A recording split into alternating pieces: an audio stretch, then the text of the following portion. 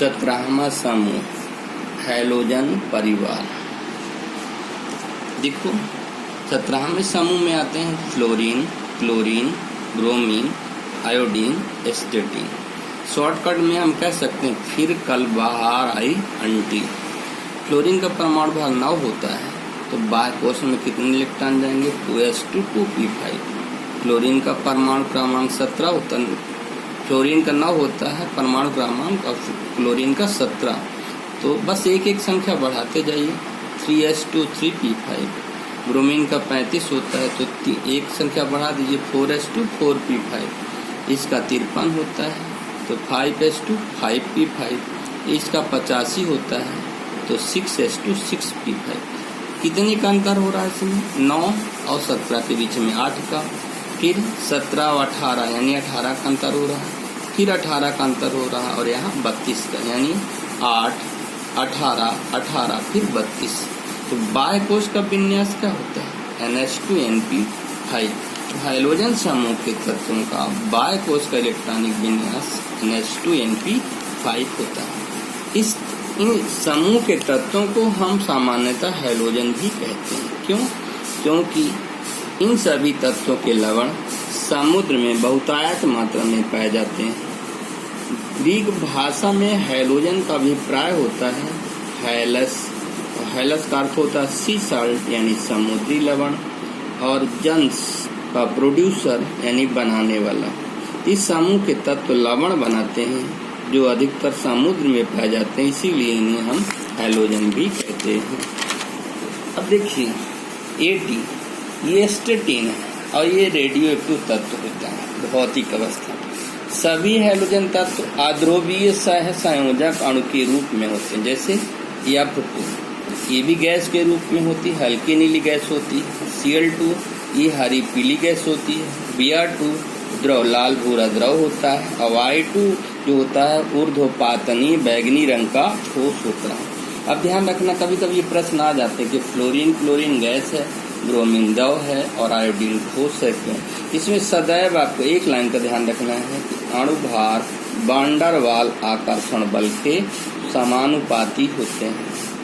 जो अणु दुर्बल होते हैं तो वान डेर वाल भी दुर्बल होते हैं क्योंकि उनका अणुभार बहुत कम होता है। जैसे फ्लोरीन और क्लोरीन का अणुभार कम है इसलिए इनमें दुर्बल वान डेर वाल पाए जाते हैं, इसीलिए गैस रूप में पाए जाते हैं। लेकिन जैसे जैसे अणुभार बढ़ता जाता है तो भौतिक अवस्था परिवर्तित होती जाती है। जैसे ब्रोमीन का अणुभार 160 ही होता है, इसमें बहुत ज़्यादा वान डेर वाल आकर्षण बल होता है, इसलिए द्रव रूप में पाया जाता है।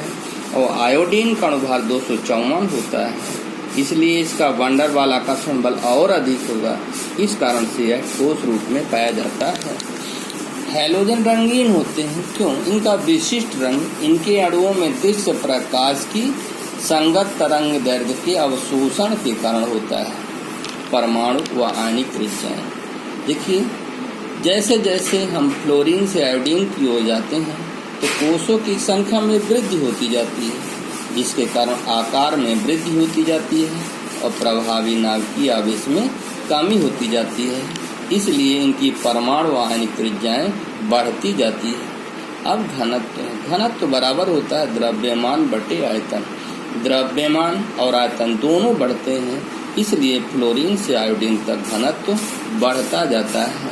आयनन ऊर्जा छोटी परमाणु त्रिज्या के कारण इनका जेफ का मान बहुत अधिक होता है, जिससे इलेक्ट्रॉन त्याग कर धन आयन बनाने की प्रवृत्ति इनमें बहुत कम पाई जाती है। इसीलिए फ्लोरीन से आयोडीन तक आयनन ऊर्जा का मान घटता जाता है, क्योंकि जेफ का मान अधिक होता है पहले शुरुआत में, उसके बाद का नाम जेफ का मान घटता जाएगा। जब ये जेफ का मान घटेगा तो आयनन ऊर्जा का मान भी घटेगा। फिर है इलेक्ट्रॉन बंधुता या इलेक्ट्रॉन लब्ध एंथैल्पी। ध्यान देना जेफ कम होता है, इस कारण से इलेक्ट्रॉन लब्ध एंथैल्पी भी कम होती है। जेफ अधिक होने के कारण फ्लोरीन की इलेक्ट्रॉन लब्ध एंथैल्पी अधिक होना चाहिए, लेकिन ऐसा नहीं होता है। क्यों? क्योंकि फ्लोरीन के परमाणु का आकार छोटा होता है, इसके कारण इसके आउटर सेल में इलेक्ट्रॉन घनत्व अधिक होता है और इलेक्ट्रॉन घनत्व अधिक होने के कारण इनके बीच लगने वाला प्रतिकर्षण बल का मान भी अधिक होता है। इसीलिए फ्लोरीन इलेक्ट्रॉन को ग्रहण करने में कठिनाई महसूस करता है। इसी कारण से फ्लोरीन की इलेक्ट्रॉन लब्धि एंथैल्पी कम हो जाती है और फ्लोरीन की बढ़ जाती है। क्यों? क्योंकि क्लोरीन में का आकार फ्लोरीन से बड़ा होता है। इसका इलेक्ट्रॉन घनत्व कोषों में वितरित हो जाता है, जिसके कारण यह आसानी से इलेक्ट्रॉन ग्रहण कर लेता है। इसीलिए क्लोरीन की इलेक्ट्रॉन लब्धि एंथैल्पी फ्लोरीन से अधिक होती है। यानी सबसे अधिक इलेक्ट्रॉन लब्धि एंथैल्पी किसकी होती है? क्लोरीन की, फिर उसके बाद फ्लोरीन की, फिर ब्रोमीन, उससे कम, फिर आयोडीन की सबसे कम। अब है विद्युत ऋणात्मकता, इलेक्ट्रोनेगेटिविटी।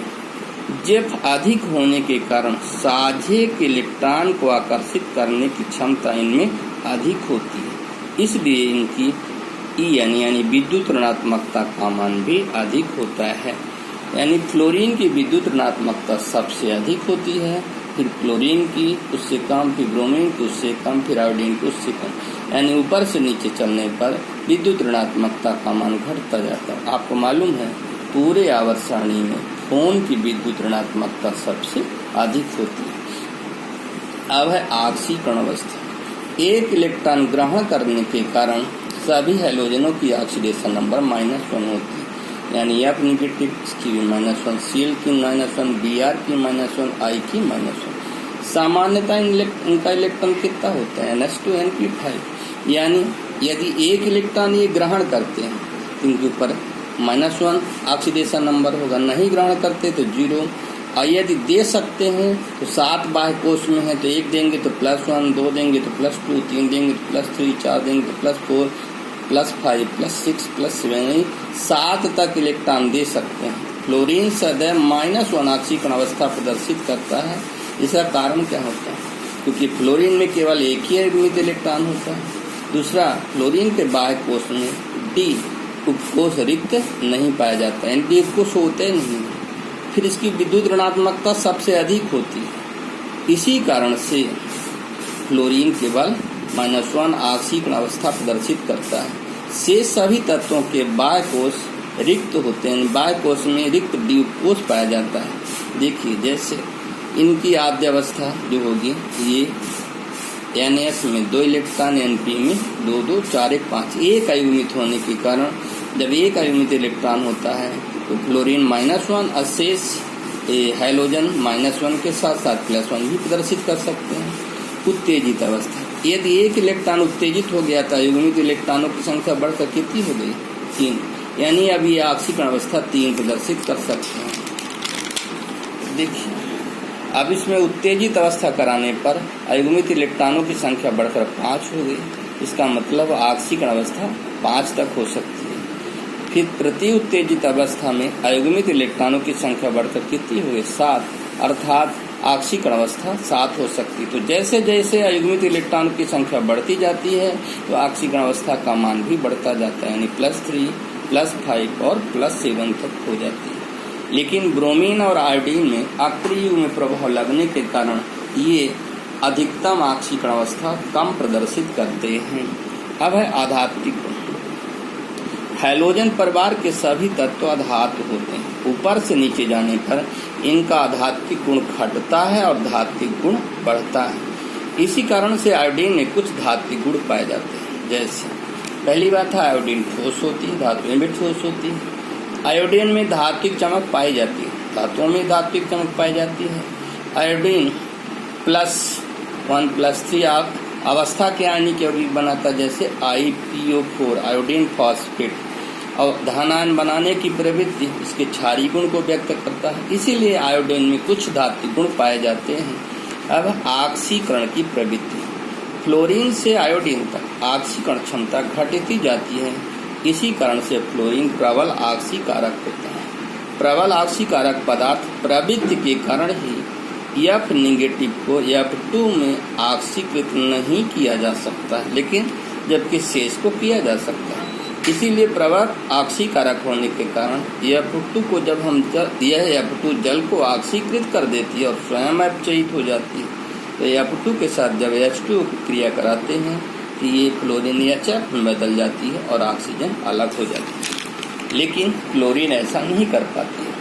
क्लोरीन ऑक्सीकारक होती है लेकिन जल को ऑक्सीकृत नहीं कर पाती, इसलिए क्लोरीन के साथ जब क्रिया कराते हैं कि HOCl और HCl दोनों बनाती। देख रहे हैं यहाँ पर इसकी ऑक्सीडेशन नंबर 0 है, यहाँ +1 और -1, यानी ये रिडॉक्स अभिक्रिया या असमानुपातन कह सकते हैं, जबकि उसमें ऐसा नहीं है। बंध ऊर्जा, क्लोरीन की बंध ऊर्जा सबसे अधिक होती है, फिर उसके बाद ब्रोमीन की, फिर क्लोरीन की, फिर उससे कम आयोडीन, यानी क्लोरीन की सबसे अधिक।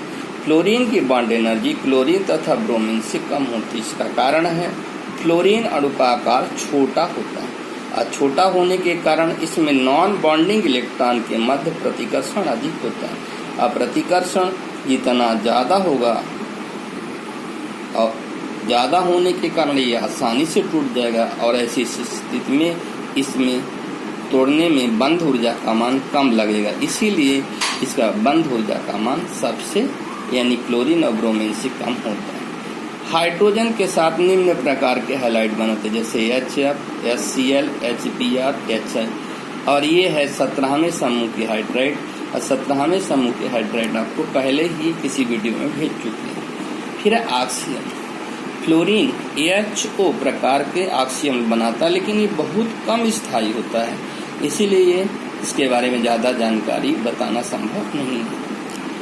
क्लोरीन, क्लोरीन के ऑक्सी अम्ल है HClO हाइपोक्लोरस अम्ल +I, HClO2 क्लोरस अम्ल +3, HClO3 क्लोरिक अम्ल, इसकी ऑक्सीकरण संख्या +5, HClO4 परक्लोरिक अम्ल और इसकी ऑक्सीकरण संख्या +7। इन सभी की क्षारकता कितनी होती है? एक ही होती है। इसमें प्रबलता जैसे जैसे ऑक्सीडेशन नंबर का मान बढ़ता जाता है वैसे वैसे प्रबलता बढ़ती जाती है, यानी HClO4 इन अम्लों में सबसे प्रबल होगा। अब जैसे देखिए क्लोरीन के ऑक्साइड का जल अपघटन कराते हैं तो हाइपोक्लोरस अम्ल, फिर क्लोरस अम्ल, फिर क्लोरिक अम्ल और फिर परक्लोरिक अम्ल। इसी प्रकार हाइपोब्रोमस अम्ल, इसकी ऑक्सीडेशन नंबर +1, HBRO2 ब्रोमस अम्ल, इसकी ऑक्सीडेशन नंबर +3, HBRO3 ब्रोमिक अम्ल, इसकी ऑक्सीडेशन नंबर +5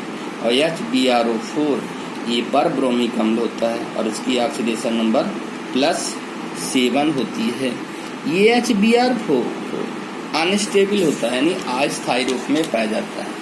इसी प्रकार आयोडीन के ऑक्सी अम्ल है हाइपो आयोडस अम्ल और इसकी ऑक्सीडेशन नंबर +1 है। हाँ, ये HiO2 आयोडस अम्ल, इसकी ऑक्सीकरण नंबर +3 है। HiO3 आयोडिक अम्ल, इसकी ऑक्सीकरण संख्या +5 है। HiO4 इसकी ऑक्सीडेशन नंबर पर आयोडिक अम्ल, इसकी ऑक्सीडेशन नंबर +7 है। इसके बाद आपको अंतरा हैलोजन यौगिक और क्लोरीन तथा HCl 17वें समूह में और शेष बचेंगे। इनका अगला वीडियो बाद में भेजेंगे।